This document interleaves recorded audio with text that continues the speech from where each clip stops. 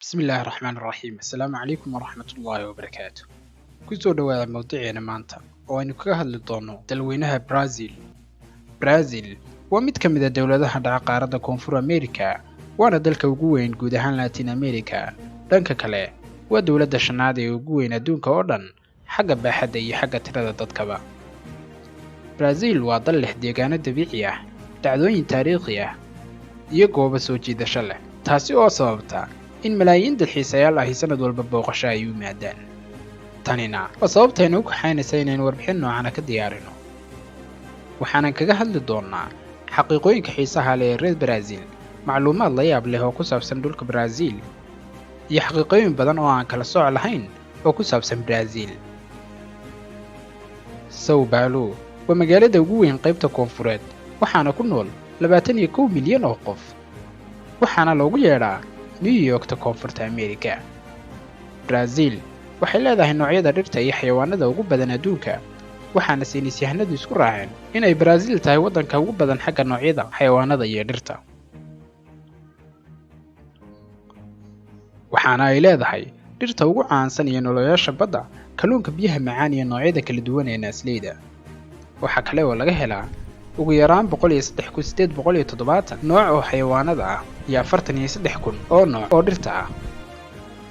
taasi oo ka kooban 70% noocyada xayawaanada iyo dhirta ee liisaska adduunka Brazil waxa ay ku caan tahay soo saaridda bunka waxaana suuqyada adduunka haysatay muddo 150 sano ah ilaa haddana waxay ka mid tahay wadamada soo saara bunka kuwaasi oo haysta 30% suuqyada adduunka sidoo kale Brazil waxaa dhaca kaymaha caanka ah ee Amazon oo ah kaymaha ugu weyn adduunka waana kaymo rooban oo badkoodu yahay 6,900,000 oo kun oo kiiloomitir isku wareeg ah sidoo kale kaymaha dhexdooda waxaa dhaca webiga loo yaqaan webiga Amazon oo isaguna ah webiga ugu weyn adduunka luqadda Boortaqiiska ayaa ah luqadda rasmiga ee Brazil waana dawladda kaliya ee Ameerikada Koonfureed ee ku hadasha luqadda Boortaqiiska Brazil waxay ahayd dhul uu guumaysan jiray Boortaqiisku muddo 322 sano ah Boortaqiisku waxa uu yimid Brazil sanadkii 1500 waxaanu joogay ilaa 1822 kadib markii dadka deegaanku ay u dagaalameen madaxbannaanidooda waxaana dib u hanteen xornimadoodii 7 Sebtembar 1822 magaca Brazil wuxuu ka yimid geed loo yaqaan Brazil wood waana geed midabkiisu guduud yahay waxaana loo dhoofin jiray Yurub iyagoo ka sameyn jiray noocyada rinjiga caasimadda Brazil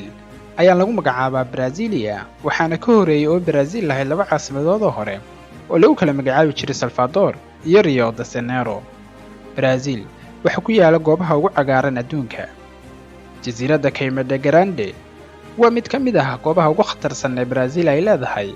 dalxiisayaashana badanaa looma ogolaado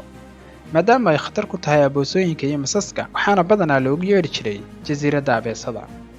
daawade haddii aad jeclaatay inaad booqato jasiiraddan waa inaad hore u sii kaxaysataa dhakhtarkaaga waa sida shuruucda ku qoran qofka booqashada u aadaya jasiiraddan khatarta badan waxyaabaha kale ay ku caantahay Brazil waxaa ka mid ah ciyaartoyda kubadda cagta oo badanaa Brazil waxaa lagu majeertaa xidigaha ugu caansan adduunka inkastoo daawadayaal xagga ciyaaraha aanan ku fiicnayn waxaan se ka xasuusan karaa xidigihii garoomada ruuxi jiray sida Ronaldo Nazario Ronaldinho Rivaldo Kaká iyo Roberto Carlos xidigaha kale ee iyaguna caanka ah idinka ayaa ku dari doona guud ahaan barnaamijkeena halkaas ku eeg yahay Assalaamu calaykum waraxmatullaahi wabarakaatuh